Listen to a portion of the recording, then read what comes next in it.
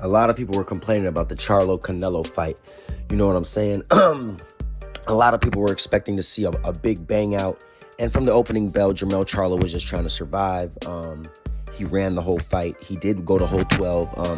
Canelo should be ashamed of himself. He fought a guy 2 weight classes under him. He was not able to stop him or knock him out. He did knock him down once, but he could not stop him.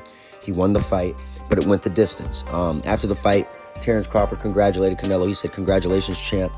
You made the lion look like a baby cub tonight." He says, "I don't even want to fight Charlo no more. After what you did to Charlo, he didn't even go out on his shield. The man was running the whole fight. He didn't even try to win. I'm not going to try to fight a guy like that." I respect Terrence Crawford for saying that because he took the words right out of my mouth and everybody else's mouth. Charlo took the payday and ran. He did not try to win that fight. He literally stole the audience's money. He just ran the whole fight, survived, and never once did he have a chance to win. And we were cheated at last night. But it is what it is. You get that in boxing sometimes. Now going forward, Canelo didn't, obviously, the fact that he couldn't stop a 154-pounder says a lot. You know, I have a lot of people out there who thinks that, you know, David Benavidez might not even beat Demetrius Boo Boo Andre. I think that's going to be a hell of a fight in November, and I think that the winner of that fight is going to be Canelo's mandatory, and Canelo should fight the winner. You know what I'm saying? Boo Boo's been calling out Canelo forever, and David Benavidez has been calling out Canelo forever. So the winner of Boo Boo versus Benavidez should fight Canelo. Period, point blank. I'm tired of seeing Canelo avoid these guys. David Benavidez versus Canelo Alvarez would be so good for the fans. You got two Mexican fighters that fight on the inside, two power punchers, two guys that are not going to run away and fight each other. That is great. Canelo's so used to being the aggressor and coming forward.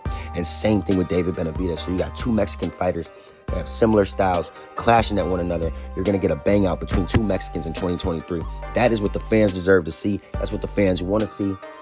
And it's up to Canelo. Canelo's the one that has to make it happen. You know what I'm saying? After the fight, they asked him who he wants to fight next.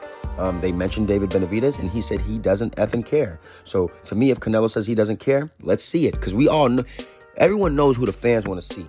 The fans want to see Canelo Alvarez versus David Benavidez. Period, point blank. So somehow, some way, if we can get those fights, if we can get that fight to happen, then we'll be in good hands. And if that fight ever happens, like I told people, a lot of people are predicting that Canelo would win, would hurt Benavidez, and Benavidez lacks experience, and that would come to bite him. I think Canelo's never been in there with a beast like David Benavidez, and sometimes lack of experience matters, but sometimes when you're a beast and you're a different animal, it doesn't matter. And I've always said Canelo was overrated, and he hasn't been in the ring with some of the best. And I promise you, David Benavidez would put a hurting on that boy. A hurting on that boy so bad that Canelo would reevaluate who he is as a boxer. But we may never get that fight, and if we do, we may get it sometime next year. But I'm really hoping that we get that fight because I'm ready to see David Benavidez hurt Canelo Alvarez.